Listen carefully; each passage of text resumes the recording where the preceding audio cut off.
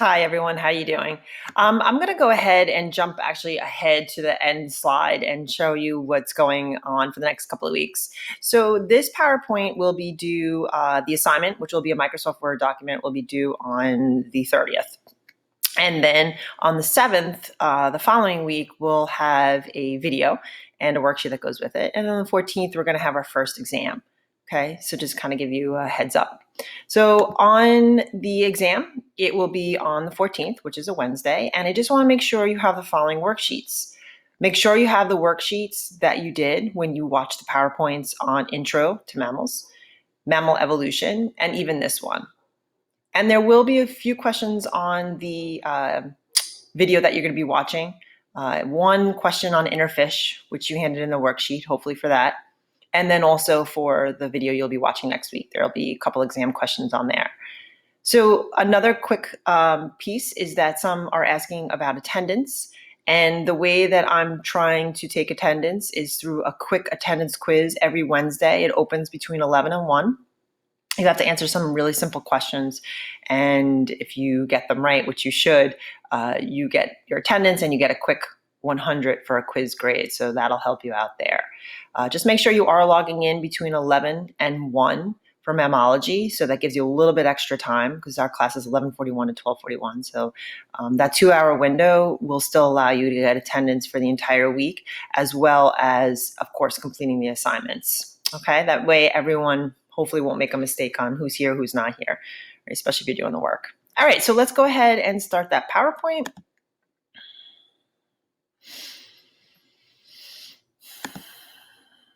Here we go. All right, so we're going to be talking about our 3 types of mammals. So you know mammals as mammals. That's great.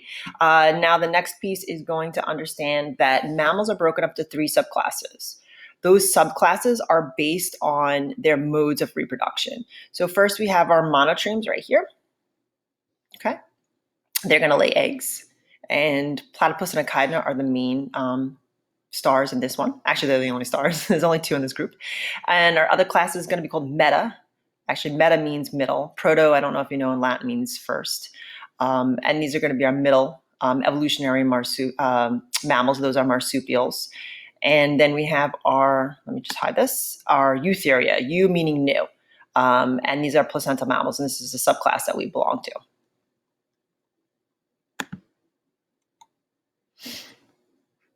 So monotremes are very, very unique in their reproduction. You might know them as the platypus. There's also another one, and you'll see them in the video, the echidna. And the video goes really into a lot more detail with how they lay their eggs and take care of their babies. But you can see some previews to what's going to happen in the video based on these pictures. So here the platypus is definitely going to lay eggs. They usually lay between 1 or 2 eggs, and the eggs are really small and soft and leathery. A lot of people think they're like chicken eggs, hard. That's not the case. It's almost soft and leathery like a reptile egg, if you've ever seen those. They also have something called cloaca, which we'll explain next, which means they have 1 opening. Hence their name mono meaning 1, they have 1 opening.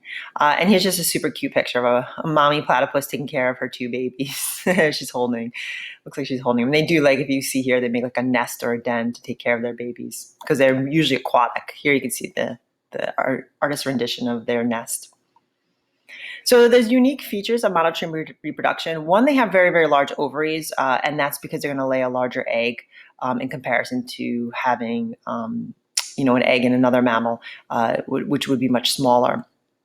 And their oviducts, which is attached to their ovaries, is going to open into something called a cloaca. Cloaca is the meaning of their name, monotreme, 1 opening. So I'm not sure if you're familiar with the reproductive parts of other animals, but if you look at reptiles, they only have 1 opening for everything. So they go to the bathroom, feces, urine, babies all come out of the 1 opening. And chickens, same thing, birds, the same thing. They only have 1 opening. Now, mammals usually have, 2 or 3 openings depending on the mammal. So the urine and feces are separated into 2 separate, openings. So we have more than 1. But the platypus, which is a mammal, does only have 1. So again, they're kind of a link to that evolutionary ancestor, which is a reptile ancestor. And here you can almost see, be a little bit more convinced that our ancestors were reptiles. And here's just a super cute picture of two baby platypus. I don't know if you know the plural platypus is platypodes.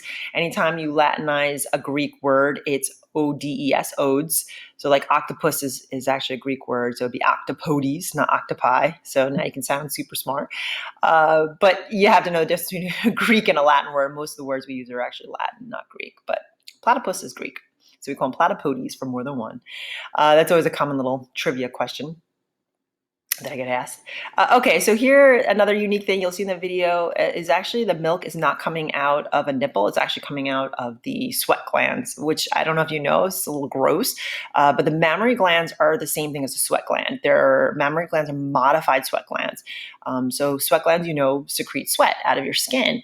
Mammary glands do the same thing, but they don't sweat out sweat, they sweat out milk. So it's definitely a different protein fat content for each mammal. But again, you can see this evolutionary link where the platypus will actually sweat out milk out of their belly. So they don't actually have a nipple yet. The echidna it's echidna or echidna. When you hear the video, they have an English accent, so I think they say echidna, but in America, a lot of people will just say echidna. But either way, these are both found in Australia, and you'll see that in the video, and they lay 1 to 2 eggs. The other unique thing about monotremes, they have an egg tooth. Here is not a platypus, it's a chicken. And there's a little tiny egg tooth, and that's actually how they break out through the egg. So it's a little hard to see here. I try to find the best picture. There's not a lot of pictures on platypus babies, so this one was the best one that I could find. They actually have a little egg tooth, just like their relatives, chickens. So I don't know if you know chickens are relatives of dinosaurs and, again, reptiles. So again, you see that evolutionary link. All right, so how can a mammal lay an egg? It seems really not even similar at all. They seem completely different. But if you look at embryological stages, often in biology we say embryology is a window into evolution. And that's because when you look at offspring that are developing inside the uterus, especially for mammals inside the uterus, you can see that they don't even look like the baby that's being born or even the adult stage. And you almost see like a mirror of evolution happening inside the uterus. And that's actually really what is going on. You almost see the evolution, right? You actually see an egg, right? A one-cell organism turn into a multicellular organism. And then even this is a human baby. I don't know if you know that. Even the arms and limbs aren't there until later on during different stages. So here you can see an arm bud. Arms actually develop first before the legs. It almost looks like a tail, which actually it is. There's no legs yet, and eventually it will become a tail. So if you look at the similarities, you actually see here is your amnion, which is very similar to a human baby. So here we have the amnion sac. The only thing, and here you even see yolk sac. So early on, there actually is a yolk sac that provides nutrients for a human baby or a placental baby. But eventually, mom is going to start taking over, and that's where the placenta comes into play. But very, very early on during our stage, we actually do have a little yolk sac. And here you can see that, of course, the reptiles or chickens or birds or they're only going to have a yolk sac for nutrients. So it's not far-fetched. We really do see it almost looks the same, right? Similarities. The only difference is this leathery shell or hard shell, depending on what type of animal you're talking about. And there is, believe it or not, there is a type of shell early on during human development called the chorion, which you can see right here. But it sheds very, very early on during embryology. I'm not sure what week it is. It might even just be the first couple of days. But again, it's not so far-fetched when you compare, and pretty much we have a lot of similarities between a reptile egg and a mammal egg. So it's not so strange to see the connection here. So we're not going to watch a video. A lot of these videos that you see here, I just didn't cut out. When we were in class, we'd watch them, but they're all going to be condensed in the video you're going to be watching next week. So you're not missing out too much. You're not missing out at all. Actually, you'll just be seeing it in one big shot. So the typical platypus reproduction is the egg is actually fertilized in the fallopian tube, which is typical of all mammals. All mammals have the fallopian tube, which is the place where fertilization takes place.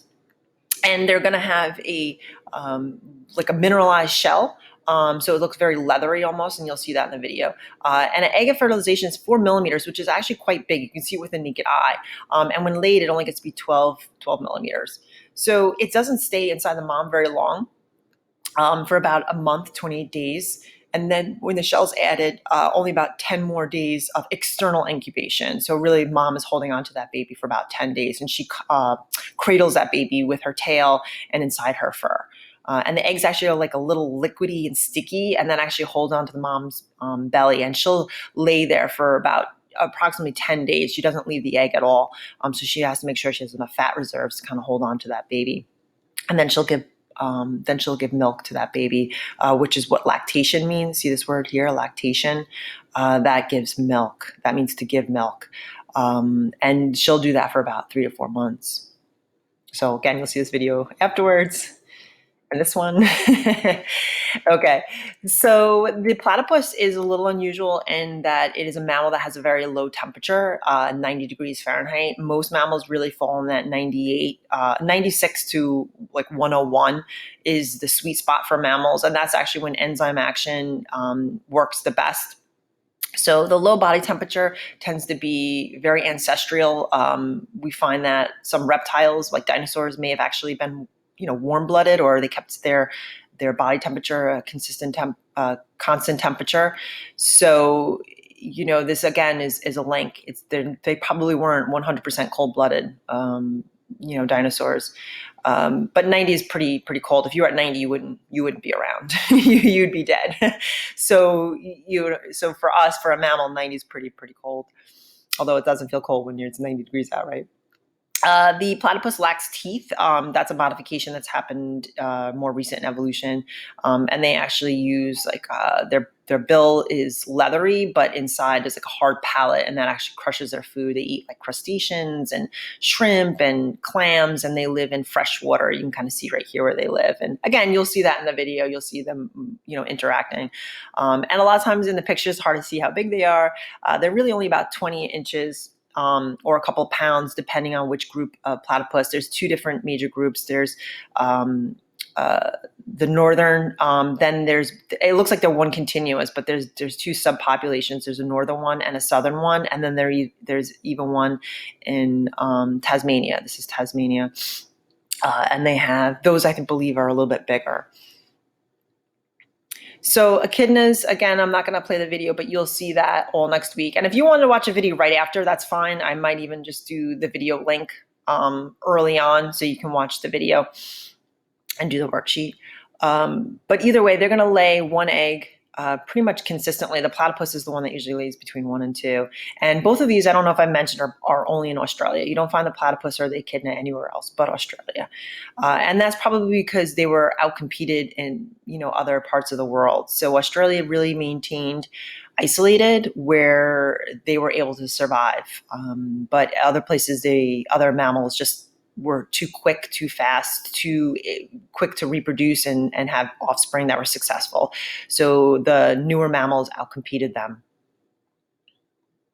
So marsupials are our next mammal. The one that you're most familiar with probably is the possum, but maybe not. Most people think of like kangaroos, but I picked the possum as a picture because that's what we see in North America. So in North America, we really don't have too many marsupials. They're really found in South America and Australia. And Australia is the rendition here. You see like the wombat. I'm not making up these names. The wallaby, which looks like a little mini kangaroo, super cute. Kangaroo, there's different types. There's the red, the gray. And you're allowed to do a little quick research project as well. The koala, which most people are familiar with, the marsupial wolf, which is also called the Tasmanian tiger, which is believed to be extinct, but then there's been some sightings, so who knows, maybe they're still out there. But I think the last one in captivity, I think was like in 1950 or 1960. So we don't see them in the wild. And they were pretty limited to the island off Australia called Tasmania. There's a possum in the front lawn. I was just going to lower the volume on that one. Get it, Rocky. Here we go. Hold on. It's all right. Oh, there we go. man. Let me see if I can do that. It's playing dead. Oh, there we go. I hit the wrong button. Okay, so I'm just going to kind of talk over them a little bit. I don't know why the volume is just... I thought I hit Oh, okay. So I don't know if you know, this is just a quick fun video. Here, I'll just show you again. Uh, so here's a possum. He's found, usually they're active at nighttime. Again, these are found in North America.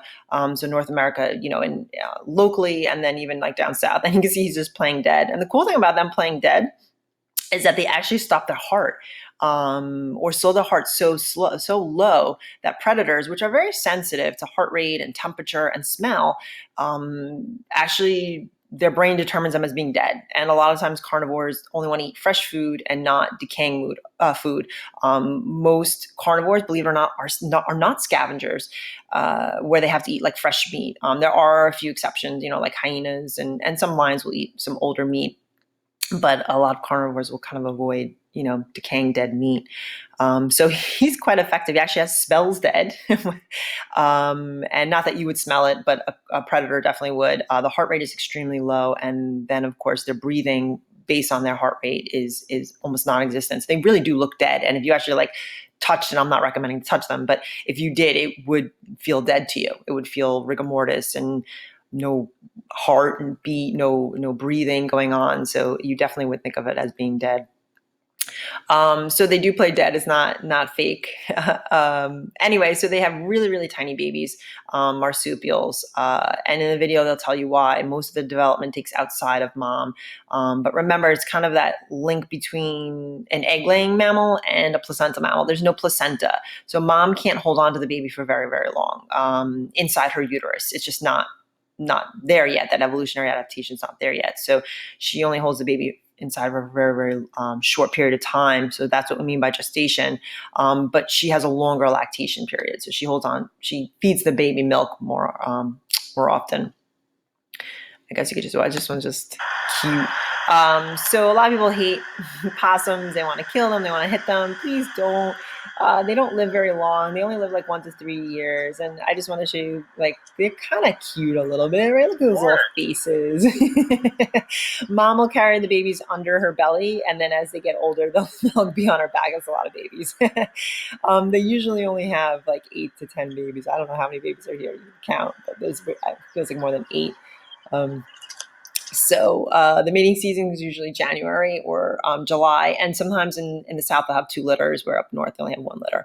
And again, she doesn't live very long, only 3, maybe 4 years max. So it's let them live. They got a short life. But either way, the gestation is really, really quick. I think I have it on another slide, but here you can see it's only about 8 days. So that'd be a human having a baby in a week. That's really what it takes us 40 weeks, right? So that's a really, really quick period of time. And then, of course, they have a little dip. It's a kind of a placenta, but it won't allow implantation, so the baby can't grow inside mom. And that's what I was trying to get at before. Right. So here, 7 to 9. Gestation here's a total, is about 2 weeks. So again, it'd be like you having a baby, hold on to a baby for 2 weeks inside of you and then giving birth. So that's not going to be the reality of any person. Lactation is also quite long. It's 95 to 105 days. And here I was wrong. They really rarely live longer than 18 months. But they can live up to 3 years, and they usually get 1 breeding season. So leave those little guys alone, okay, if you see them running around. They get a bad rap. I guess people think they're ugly. All right, here's a little baby marsupial. Now, it doesn't matter what kind of marsupial you're talking about. They're always usually about the same size. The young really never get any bigger than the size of 1 gram, like 1 penny. And again, that has to do with that there's nowhere for them to grow inside the uterus. It's just not there, evolutionary, that adaptation. So they have those babies really, really quick. And then they hold on to them in some type of pouch, which is where marsupials get their name, pouched mammals. And that's where the milk actually is given inside the pouch. So these are the evolutionary adaptations. These are the differences in female reproductive tracts. You don't have to label the diagram. I did, because some people forgot from living environment what was each piece. So here we see the egg is quite large. I'm sorry, the ovary is quite large in the monotreme. So here's our monotreme. And again, you'll have these pictures in front of you when you're taking the exam. Okay. You don't have to label it for the exam is what I'm trying to get at. So here you have your ovaries. Here's your tube or your fallopian tube. This is where fertilization takes place. And then you can see there's really no place for the baby to implant or to grow. So she just is going to go ahead and lay the egg. And there's the cloaca, the one opening. So everything is connected to that. The bladder, the feces, everything will come out of that one opening, which is what a reptile or a bird would have. And then here you see a marsupial. The egg, the ovary is much smaller, right? So they're going to have a smaller egg, and again, fallopian tube is the same. Here, I'll move myself. And here you can see it's mimicking. Right here is the fallopian tube, right here. So it's almost the same. And then here's a huge difference right here. The marsupial does have a uterus, but it's triangular in shape. And here they're trying to show you the uterus has these little lines. Those little lines are muscles. And what the muscle does, it's a smooth muscle, and it allows for implantation. And the uterine wall, what they call, is thicker. So the baby can be held on longer because the uterus can actually stretch. It's almost like a basketball. So that smooth muscle that's actually holding the baby, it's different than skeletal muscle. And of course, that's what's going to allow the baby to be pushed out too, is that contraction of those muscles. Here, there's really no muscular wall, so the baby can grow a little bit, for a couple of weeks, but it will not. The uterus will not expand, like a basketball, right? It's like hard. The uterus, when it expands, when a baby's in there, a lot of people think like it's soft, but it's not. This is all muscular. So there's no expansion here or room for expansion. So again, it's better than that, right? There's nothing, but here the baby can only be held for 2 weeks. So no matter what marsupial you're talking about, they're only about maybe 1 gram, maybe 1.5 grams. So whether it's a kangaroo, possum, koala bear, they all tend to be very, very small. And then that's why they develop inside the pouch. Okay.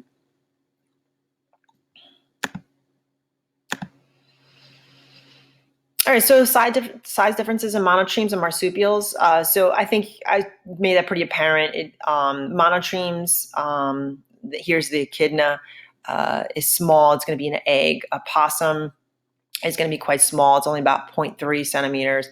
And even it's called atricial placentals and precochial placentals. I don't spend too much time. This is actually from a college book, mammalian neonates. So babies is a fancy word for babies, neonates. And we actually find some mammals that are still small, like, like a mouse or a rat. Now I know they're small in general, but the babies themselves are even extremely small in comparison to the mother size, and almost look completely undeveloped. They don't have any fur. Their eyes are completely closed. So here it says rat. So here they're actually a placental mammal, but again, like an ancient placental mammal. So even their uterus is a little bit smaller than a general mammal that we're familiar with that has a baby with fur and hair. Fur or hair or opened eyes. So here we have something called gestation versus lactation. Sorry if you hear the barking in the back. I'm going to push through it. I've done this video like 3 times. I have a hyper Jack Russell, so you're going to probably be very familiar with her sooner or later. Okay, so gestation versus lactation. What does this graph show? Marsupials compared to placental mammals of the same size have shorter gestation time in the womb, but they have longer lactation. So what does this data mean? We'll look at this in a picture. If you look here, they're trying to show you, this is zoology. So this is actually a college notebook or a college textbook. Here is a kangaroo, which is a marsupial. Here is a placental mammal. It's a type of gazelle, Thompson gazelle, here it is. Here is a similar comparison between a marsupial mouse and a regular placental mouse.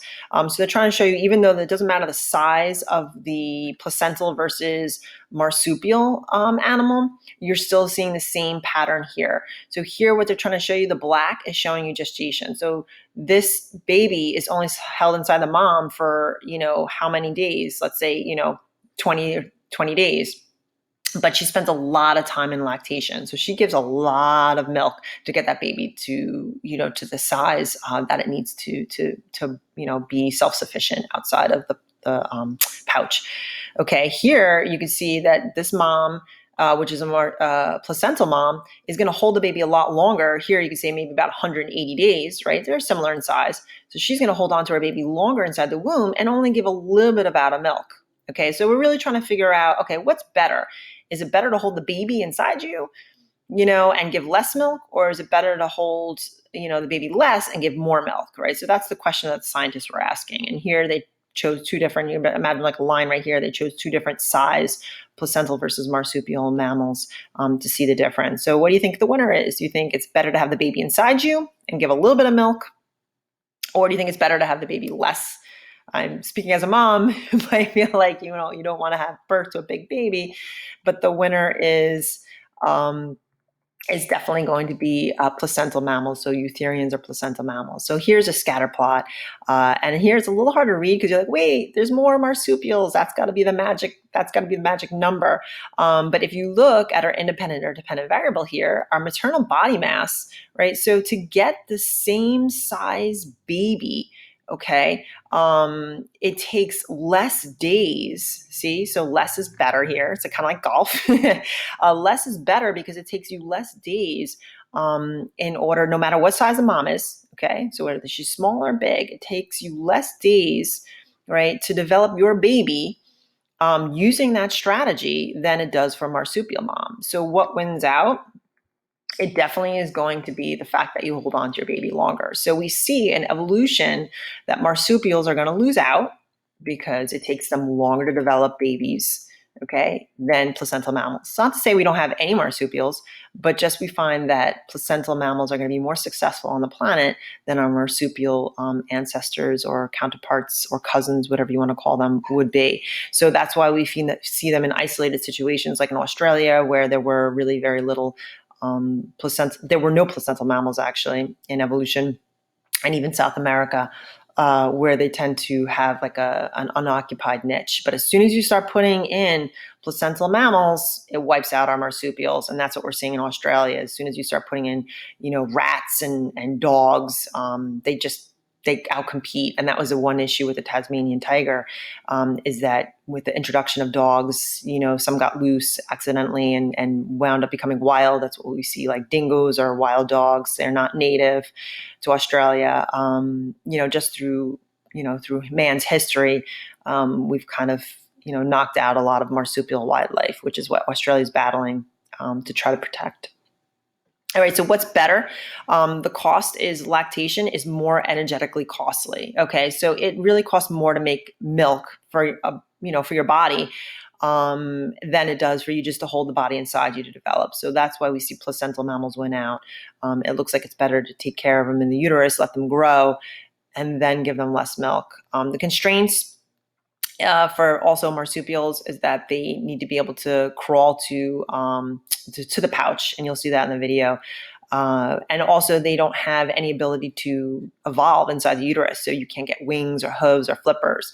So we see that actually the uterus becomes almost like a little mini evolutionary, you know, experiment. And so that's why you see mammals actually, which can, evolve into so many different variations. And that's what makes mammals, the great winner, is that they can evolve into so many different things based on that uterine development. All right, so placental versus marsupial morphology. We find that in Australia, it is mainly marsupials, and that we find equivalents. So like the marsupial wolf, depending on the environment, right, you can still see the same adaptations which evolve. So it's not unique. You see it happening over and over again in nature, and that makes sense. Like if you're going to swim in the water, you're going to evolve some type of flipper if you want to survive. And you're going to need something to swim with. So that's why we see whales and dolphins with flippers, as well as fish, sharks. So just because they may look the same doesn't mean evolutionary they are the same. They just were in the same environment and evolved the same type of strategies, because nature only has so many ways to win or have a winning design for a particular habitat. So this is what I was talking about. This is Australian marsupials are really, really being threatened. So rabbits, I don't know if this is true. I got this on, I don't remember, but I just loved it. It could be a Flemish giant rabbit. Some rabbits can be giant. I don't know if this is a true picture, but they can be, I mean, Flemish giants can be like 20 pounds, 30 pounds, like the size of a dog. So, but I don't know, just cute. Here you can see, I'm going to move that. You can see rabbits like running rampant in Australia. So again, people were, farming animals like rabbits for meat. Flemish giant rabbits are farmed for meat. People like rabbit meat, so they grow these rabbits. So Australia, just like any other country, farms and uses placental mammals for a lot of their food products. So they, unfortunately, some of them got loose and just started ruining habitat because they're outcompeting their marsupial cousins. And that's because, remember, marsupials are a little bit slower to give offspring, and so that's a major issue.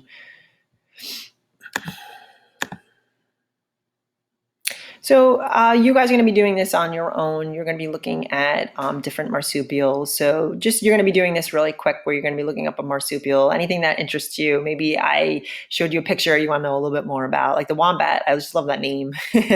But so you'll do this. You look at different marsupials, and the video will show you details about marsupials. So I'm going to go through this quick. You get your red kangaroo. Those are the ones that are quite large, up to 5 feet. Your koala bear, which eats your eucalyptus leaves. And some of them can actually weigh 20 pounds and can be quite big.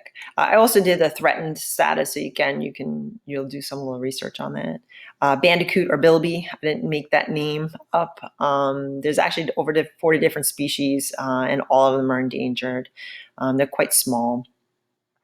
Tasmanian devil is real. They sound like Tasmanian tigers, but they're not. And if you want to do your little research on either one of those, Tasmanian devils have a bad rep, but I don't know. I think they still have cute little faces right here. And there's a difference between the white, and there's just two different populations. There's one with like a white, and there's one that's completely dark. I think there's like a west and eastern, subpopulation, but.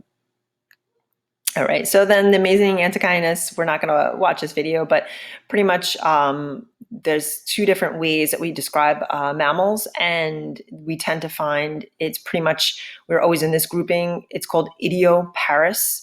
So idioparis. This is what we are, and this is what most mammals are, is that you can have multiple, seasons for reproduction. We humans don't have seasons, but most mammals do. We'll talk about why that is. But most animals or mammals have seasons, and you can, have more than one baby, every year or every season. But there are a few mammals that only have one reproductive period, and then they die. So kind of like a spider, it's a little strange. So the amazing antechinus is the one exception to the mammal rule, and that is semelparous. So they only have one reproductive season, and then that's it. They have their baby. The male reproduces as much as he can, and then he dies. It's quite sad. So I don't even want to watch the video. And then the mom gives birth to the baby. She takes care of the baby. Once the baby reaches a certain size, then she dies. So super sad. It's kind of like Charlotte's Web with the spiders. So, all right. So that'll be next week. We're going to watch our video next week, and you'll see all the videos that were on the, on the PowerPoint. You'll watch them all in one big shot. And then this week, I just did like a quick Microsoft worksheet that's literally going to be on the test. So there's only a couple questions. But you're going to go ahead and you're going to submit your marsupial project, your common name, species, average lifespan, what do they eat? So maybe there was something that was interesting you could do a little bit of research on. And the questions I made for this are super quick, and those are the ones that are going to be on the test. So because I'd rather you spend more time on this, but at the same time, be prepared for the test. So it's kind of a double whammy. All right. Sorry, you can't do C. Actually, no, you can. You can create a Kuhu and send it to me. A lot of times we'd play it in class. And sorry, just submit it to Schoology. Don't do it to email. This was a little bit from last year when we had in-class sessions. So just submit this written out. It could be a PowerPoint if you want. It could be on a Kahoot if you want to change it up. But it could be also just like a typed project. Okay. Talk to you soon. Bye.